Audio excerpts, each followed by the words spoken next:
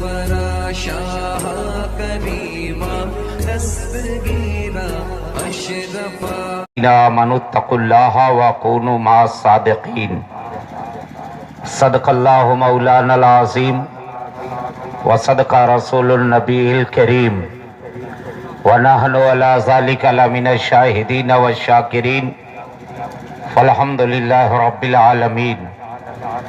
ممبر پاک پہ تشریف فرما موقر علماء اہل سنت و تمام سامعین حضرات، ہم عمر ساتھیوں، عزیز بچوں، پردہ نشین خواتین اسلام، السلام علیکم۔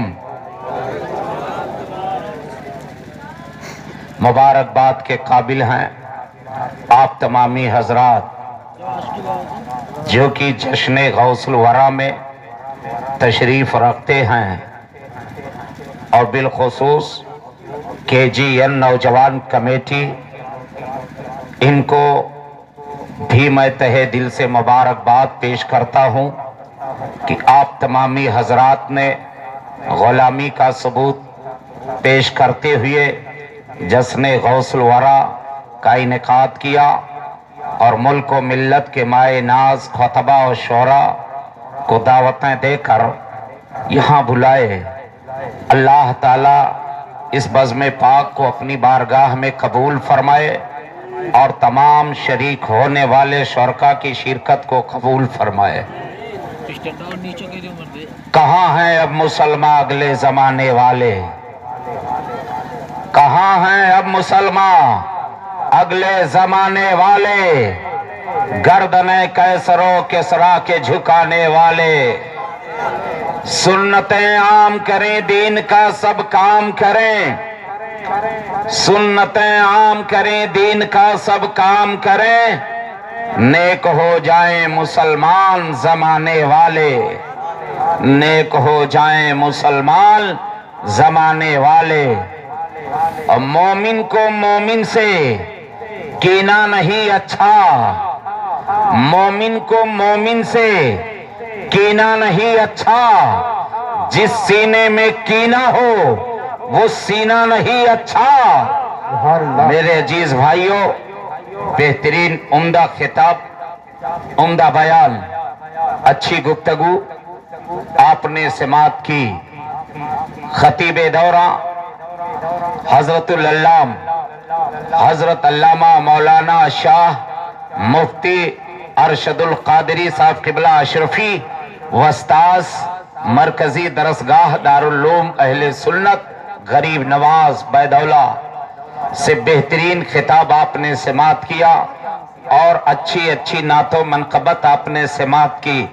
جی چاہ رہا تھا شاعر اعظم ہندوستان حضرت حافظ و قاری محمد ریاض احمد صاحب قبلہ اشرفی ایسے کربلا کا منظر، حسنین کریمین کا واقعہ ایسے پیش کرتے رہے نظم میں، اور ہم سن کر خراج عقیدت پیش کرتے رہے، لیکن وقت کو مد نظر رکھتے ہوئے انہوں نے اپنی قیمتی شعر کو بہت کم ہی شعر آپ کے حوالے کیا، کیونکہ آپ کو معلوم ہے کہ اس جلسے کی صدارت جس کے ہاتھ میں ہے وہ بہترین نایاب خطیب KGN کمیٹی نے ابھی چھپا کے رکھا ہے۔ میری مراد خطیب اعظم ہندوستان، عالم نوجوان، صاحبزادہ حضور قائد ملت حضرت علامہ مولانا حافظ و قاری محمد مقصود اکرم صاحب قبلہ اشرفی، سربراہ اعلیٰ و ناظم اعلیٰ دارالعلوم اہل سنت غریب نواز بیدولہ۔ ابھی انشاءاللہ وہ آئیں گے اور اپنے مواعظ حسنہ سے ہم تمامی حضرات کو محفوظ ہم تمامی حضرات کو مستنیس و مستنیر فرمائیں گے۔ عزیزان ملت اسلامیہ، آپ کا یہ قیمتی وقت، جس قیمتی وقت میں آپ بیٹھے ہو قیمتی محفل میں، یہ رائے گا نہیں ہوگا۔ کسی شاعر نے کہا ہے اولیاء اللہ دنیا سے کبھی جاتے نہیں، اولیاء اللہ دنیا سے کبھی جاتے نہیں، رہتے ہیں پردے کے اندر سامنے آتے نہیں۔ حضرات آئیے ہم تمامی حضرات مل کر اپنے آقا و مولا جناب احمد مجتبی محمد مصطفیٰ صلی اللہ علیہ وسلم کہ مقدس بارگاہ میں درود پاک کی ڈالی نچھاور کریں۔ اللہم صلی علی سیدنا و شفیعنا حبیبنا محمد بارک وسلم صلاۃ و سلام علیکہ سیدی یا رسول اللہ صلی اللہ تعالی علیہ وسلم۔ ایک مرتبہ اور نبی اور آل نبی پر باواز بلند صلی اللہ علی النبی الامی وآلہ وسلم صلاۃ و سلام علیکہ سیدی یا رسول اللہ صلی اللہ تعالی علیہ وسلم۔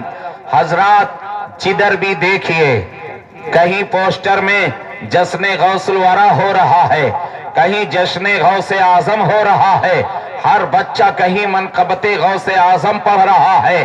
یہ کون بڑے پیر ہیں کہ جن کا چرچا گلی گلی جگہ جگہ پہ ہو رہا ہے؟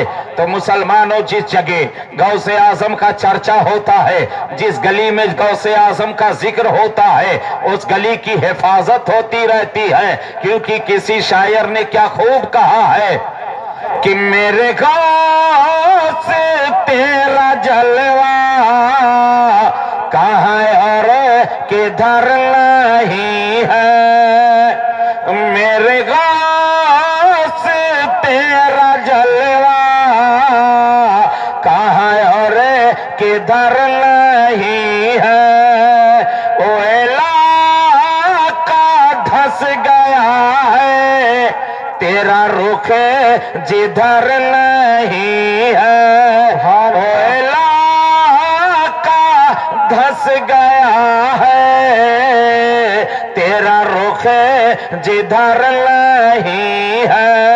کون غوث اعظم ہے کہ جن کا چرچا جگہ جگہ پہ ہوتا ہے؟ اللہ کریم ارشاد فرماتا ہے اے ایمان والو مجھ سے ڈرو اور سچوں کے ساتھ ہو جاؤ۔ ابھی آپ نے سنا ہے دوستو، سچوں کی جماعت یہی اولیاء کرام کی بھی جماعت ہے، شہداء کی جماعت سچوں کی جماعت ہے، صالحین کی جماعت سچوں کی جماعت ہے، انبیاء و مرسلین کی جماعت سچوں کی جماعت ہے۔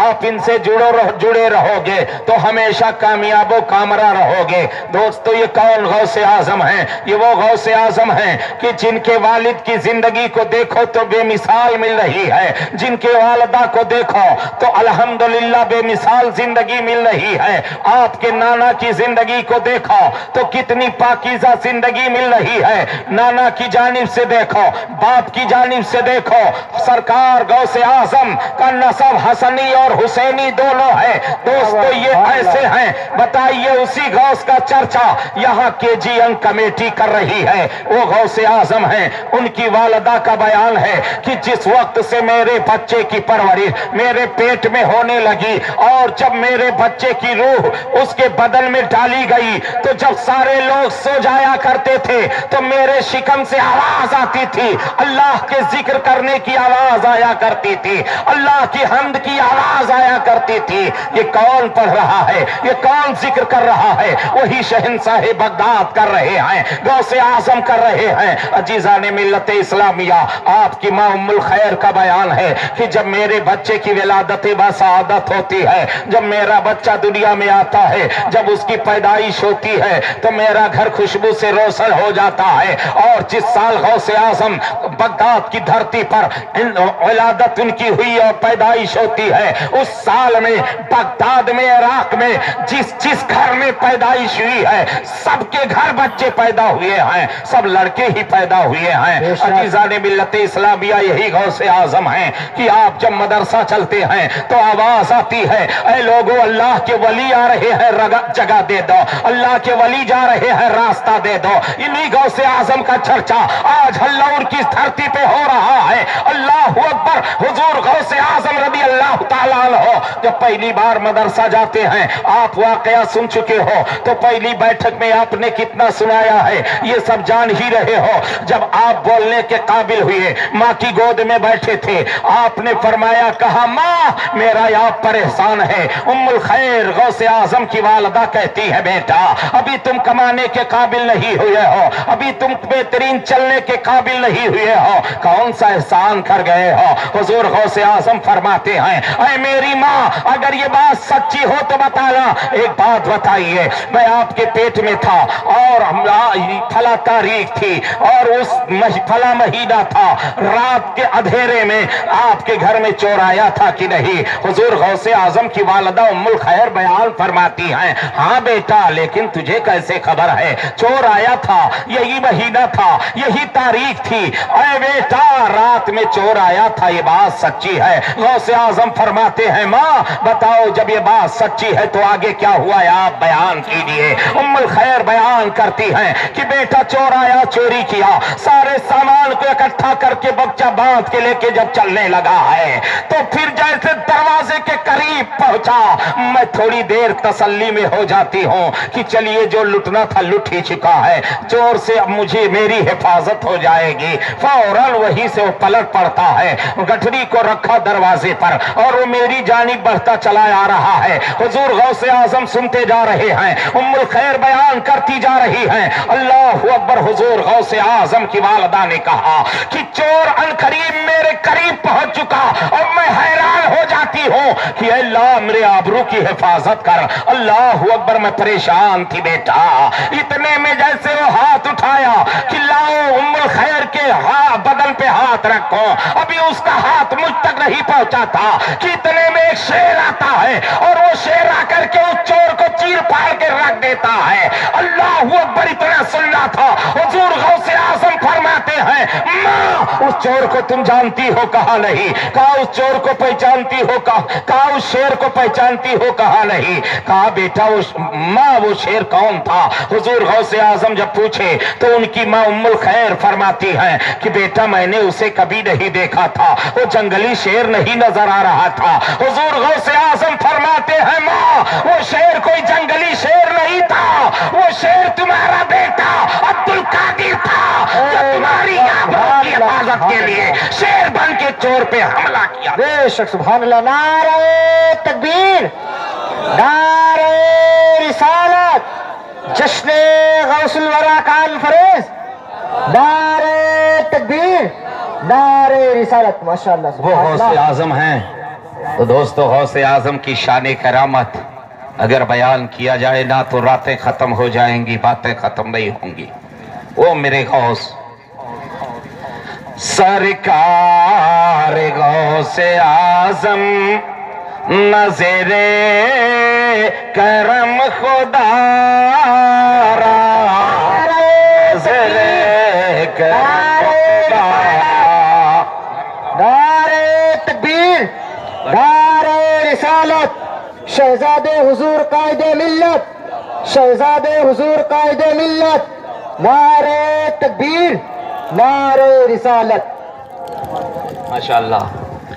دوستو درود پاک پڑھیں. اللہم صلی علی سیدنا و شفیعنا حبیبنا محمد معدن الجود والکرم وبارک وسلم.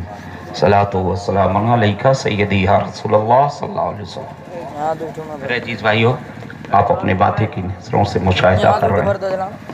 شہزادے حضور قائد ملت تشریف لا چکے ہیں.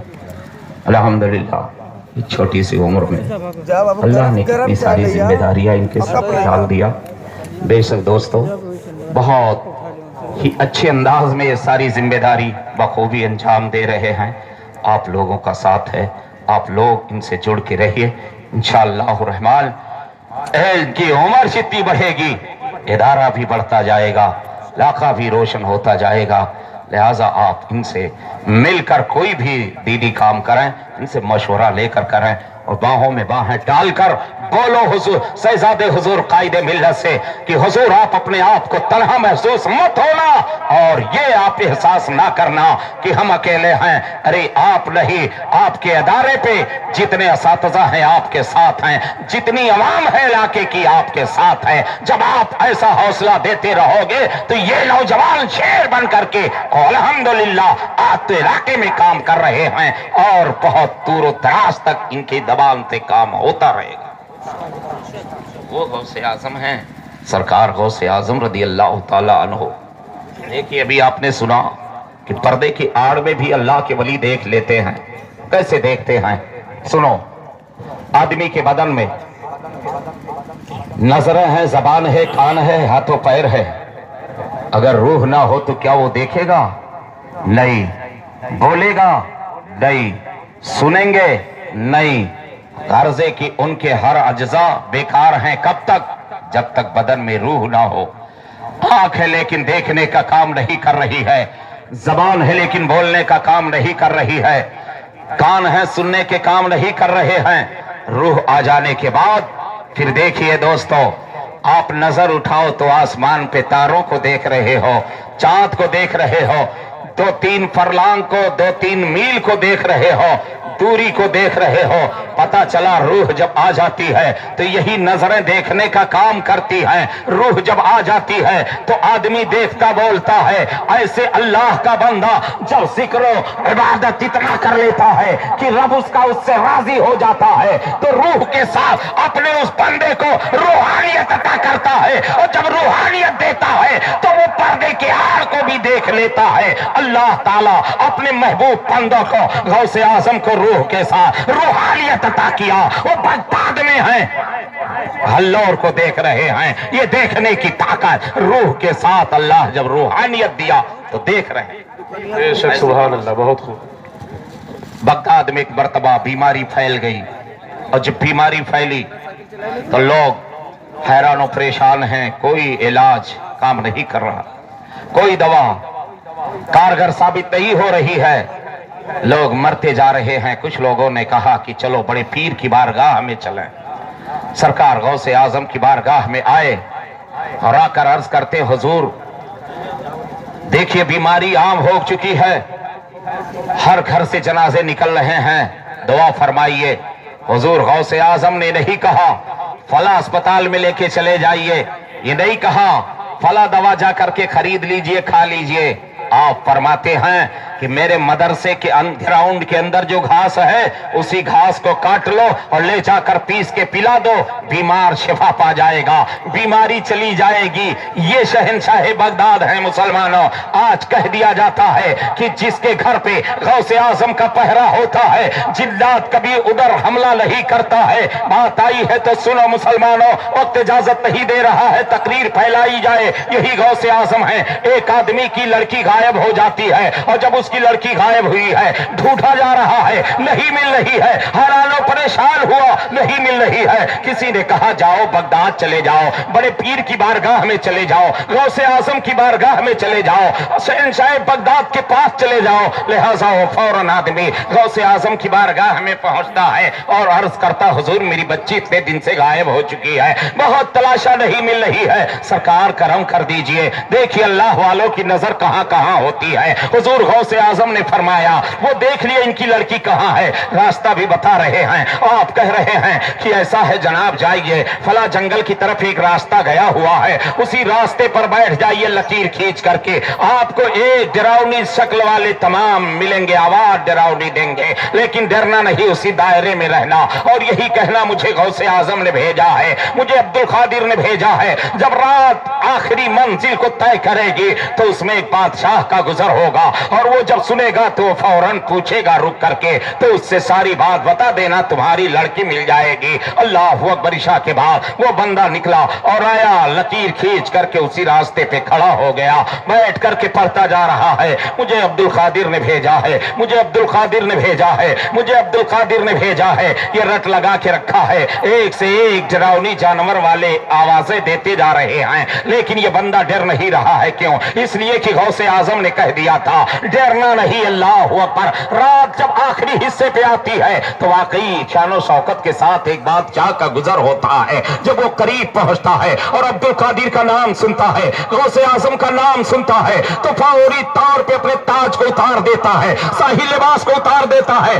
غلام بن کر کے سامنے اپنی سواری سے اتر کے دو سالوں بیٹھ جاتا ہے ادب سے اور کہتا ہے کہ ایسا ہے, بتائیے کیوں بھیجا گیا ہے آپ کو. تب اس نے کہا میری لڑکی غائب ہو چکی ہے اور میری لڑکی چاہیے. تب تک اس نے کہا کہ اے لوگوں پتہ کرو ان کی لڑکی کہاں ہے. پتہ چلا کہ ان کی لڑکی کو ایک اندھا جن اٹھا کے لے کے گیا ہے جو چین میں رہتا ہے, اسے بلایا جاتا ہے. اب وہ جن آتا ہے, فوراً وہ بادشاہ بولا, کہا جناب تم انہیں پہچانتے ہو؟ کہا نہیں, لیکن کچھ دن سے ان کی لڑکی میرے پاس رہ رہی ہے, میں اسی دن سے جانتا ہوں. اللہ اکبر. بادشاہ بول رہا ہے جناب تم ان کی لڑکی اٹھا کے لے گئے؟ ہاں لے گیا تھا. کہا ان کی لڑکی فوراً ان کے حوالے کیا جائے. آنن فانن وہ لڑکی ان کے سامنے آ کے کھڑی کر دی جاتی ہے. جب باپ اپنی بیٹی کو دیکھتا ہے گلے لگا لیتا ہے. اللہ اکبر مسلمانوں. تب تک بادشاہ کا بول پڑا, کہا جلاد کو بلایا جائے. اور جلاد بلایا جاتا ہے جو چوری کیا تھا لڑکی کا,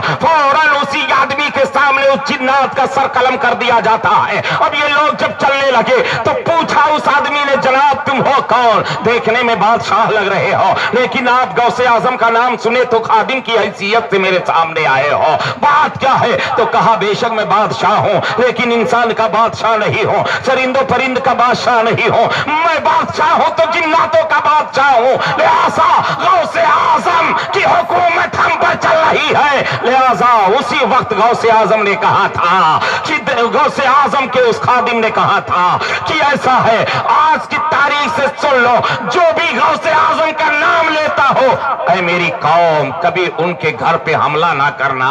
اللہ اللہ. فوراً اس نے کہا کہ اس لیے غوث اعظم کی نظر اٹھ جائے گی تو ہم برباد ہو جائیں گے. پتہ یہ چلا غوث اعظم کی حکومت جناتوں پہ ہے, غوث اعظم کی حکومت دریا پہ ہے, غوث اعظم کی حکومت روح پر ہے, غوث اعظم کی حکومت انسانوں پر ہے. لہذا وہ غوث اعظم ہے. غوث اعظم نے کیا کیا نہیں کیا ہے. ابھی آپ نے سنا ہے کچھ ولی ایسے ہوتے ہیں جو کسی نبی کے نقش قدم پہ ہوتے ہیں اور ان کا پرتو ہوتے ہیں. اللہ اللہ مسلمانوں, وہ غوث اعظم ہے, ان کا مقام عرفہ اعلیٰ ہے. جیسے امام الانبیاء تمام نبیوں میں اعلیٰ ہیں ایسے غوث اعظم تمام ولیوں میں اعلیٰ ہیں. سرکار اعلیٰ حضرت عظیم البرکت مجدد دین و ملت عرض کرتے ہیں جل کے گردن بنے منبر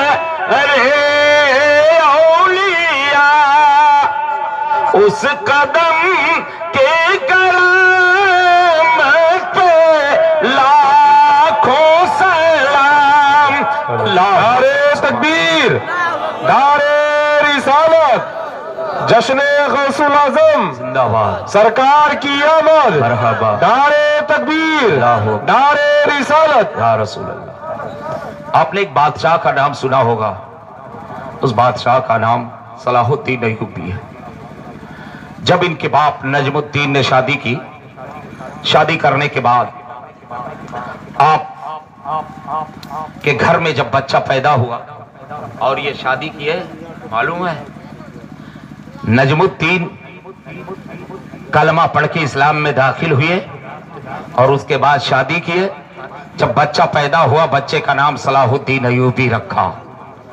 صلاح الدین ایوبی کو اپنے ساتھ میں لے کر شہنشاہ بغداد کی بارگاہ میں پہنچے, حاضری دیے, خادم حاضر ہوا. غوث اعظم نے جب صلاح الدین ایوبی کے پیشانی کو دیکھا سبحان اللہ تو فوراً ان کے گردن پہ اپنا ہاتھ ایسے پھیر دیتے ہیں اور کہتے ہیں نجم الدین تمہارا یہ بیٹا صلاح الدین ایک وقت کا بادشاہ ہوگا اور اچھا اچھا کارنامہ انجام دے گا. وہی صلاح الدین آگے چل کر سلطان بنتے ہیں, بادشاہ بنتے. بہترین زندگی گزارنے کے بعد جب چاکنی کا عالم آیا اس وقت آپ کے پاس کچھ سپاہی لوگ آئے اور آ کر کے کہنے لگے اے بادشاہ سلامت, کیا حال ہے؟ تو انہوں نے اللہ کا شکر ادا کیا اور کہا یہ رب کی رضا ہے, لہذا رب کی رضا پہ میں راضی ہوں. हो सकता है आखिरी वक्त चल रहे हो।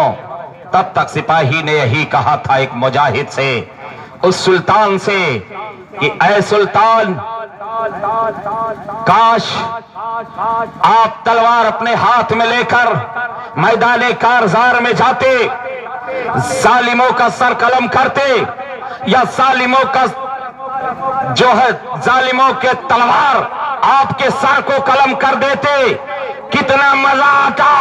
आप जब उठाए जाते तो शहीद कर होके उठाए जाते, आपको एक रुतबा और मिल जाता। लिहाजा आप मैदान में उतर जाइए। आपने बहुत जंगें की हैं। अल्लाह अकबर। सलाहुद्दीन अय्यूबी ने क्या जुमला दिया था। सलाहुद्दीन अय्यूबी कहते हैं कि जनाब तुम कहते हो कि मैं कत्ल कर दिया जाऊंगा, मेरा सर तन से जुदा हो जाएगा। सुनो, मेरा अकीदा है सलाहुद्दीन तलवार चलाए या ना चलाए, मेरी गर्दन पे किसी की तलवार चल नहीं सकती। क्यों? इसलिए शहंशाह बगदाद का पंजा मेरी गर्दन पे लगा हुआ है, इसलिए मेरा सर तन से जुदा नहीं होगा। गौसे आजम का पंजा लगा। जब देखे तो वाकई पंजा जाहिर था। तो दोस्तों, बुजुर्गों से अकीदत रखो, बुजुर्गों से मिल के रहोगे, कामयाब रहोगे। और जब एक साया किसी पर हो जाता है तो कितनी ताकतें लेकर चलता है साया। आपने देखा होगा किसी को जिन्नात अगर लग जाए तो 5-6 नौजवान पकड़ते हैं, फिर भी पसीना में सराबोर हो जाते हैं।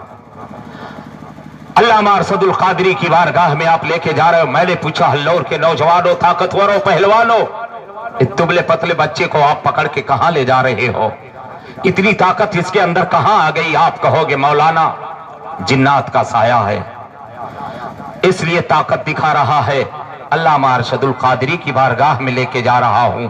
अल्लामा अरशदुल कादरी की बारगाह में पहुंचेंगे तो अल्लामा अरशदुल कादरी ये नहीं कहेंगे रस्सा लाओ जकड़ दो, ये नहीं कहेंगे जंजीरें लाओ बांध दो, बल्कि आप अपने जबान को खोलेंगे, पढ़ना शुरू करेंगे, एक फूंक मारेंगे, ताकत उसकी कमजोर हो जाएगी। कौन सी फूंक मार रहे हैं? अल्लाह तुम्हें कितना ताकत दिया है, अल्लाह तुम्हें कितना पावर दिया है, या क्या पढ़ रहे हैं? बताइए। जहां 5-5, 9-9, 10-10 नौजवान फेल हो रहे थे, कुरान की आयत किस तरह उसे मजबूर कर रही है। कुरान पढ़ करके फूका जा रहा है, उसकी ताकत कमजोर होती चली जा रही है। बताने का मकसद ये है मुसलमानों, हम गौसो ख्वाजा के मानने वाले हैं, हम औलियाए किराम के मानने वाले हैं, हम बुजुर्गाने दीन के मानने वाले हैं। अक्सर और बेशतर कहा यह जा रहा है कि फला का साया है। लिहाजा मुसलमानों आओ देखो, जो एक जिन्नात, एक शैतानी साया जब इंसान पे जाहिर हो जाता है तो 10 आदमी की ताकतें लेके चलता है। अब मैं कह रहा हूं मुसलमान, देख तेरे ऊपर तेरे बाप का साया है, हम मुसलमानों के ऊपर बाप का साया है, वलियों का साया है, ख्वाजा का साया है, इमाम आजम का साया है, रसूल हाशमी का साया है। इतने साया हैं, बताइए हम क्यों ना फुल पावर हो जाएं? हमारे अंदर तो बहुत सारी ताकतें होनी चाहिए। साया है जरूर है, लेकिन जाहिर नहीं हो रहा है। ये जाहिर होगा कब? जब मस्जिद की तरफ जाओगे तो पता चलेगा गौसे आजम का साया जाहिर हो रहा है। जब अपनी जबान की हिफाजत करोगे तो पता चलेगा कि ख्वाजा गरीब नवाज का साया जाहिर हो रहा है। जब अपने किरदार को इस्लामी साचे में ढालोगे तब पता चलेगा शहीद आजम का साया जाहिर हो रहा है। ये सारी चीजें जाहिर करके दुनिया को बता दो। मैं कहना चाहता हूं कि बताइए, शैतान की इतनी बड़ी ताकत जाहिर हो जाए तो 10 आदमी की ताकत लेके चलता है। अरे सुनो, जब एक अल्लाह के वली का साया किसी भी मोमिन पे जाहिर हो जाए तो दुनिया की ताकत एक तरफ, गुलामी गौस एक तरफ, वो तन्हा मुकाबला करेगा। मैं तारीख शाहिद है मुसलमानों, दुनिया एक तरफ है, बंदे खुदा तन्हा अकेला लड़ करके और खुदा की वहदानियत का इकरार करवाया है। लिहाजा जरूरत है, मुत्तफिक होगे तो कहलाओगे मोमिन गाजी, मुंतसिर होगे तो किस्तों में सफाया होगा। अल्लाह ताला इस बज़्म पाक को अपनी बारगाह में कबूल फरमाए। KGL कमेटी को मौला दिन दुनी रात चौगुनी तरक्की अता फरमाए। और मुझे उम्मीद है इंसान अगर जश्न गौसुल वरा इस अंदाज से हुआ है, आने वाले साल में यही कमेटी اور بھی عالمی پیمانے پر جسر غوث الورا کرے گی انشاءاللہ الرحمن۔ اللہ کی بارگاہ میں دعا ہے کہ مولا اس بزم پاک کو قبول فرمائے اور ہم سب کے بولنے میں کہیں کوئی غلطی ہوئی اسے معاف فرما، آمین۔ وآخر دعوانا ان الحمدللہ رب العالمین۔ السلام علیکم، استغفر اللہ ربی۔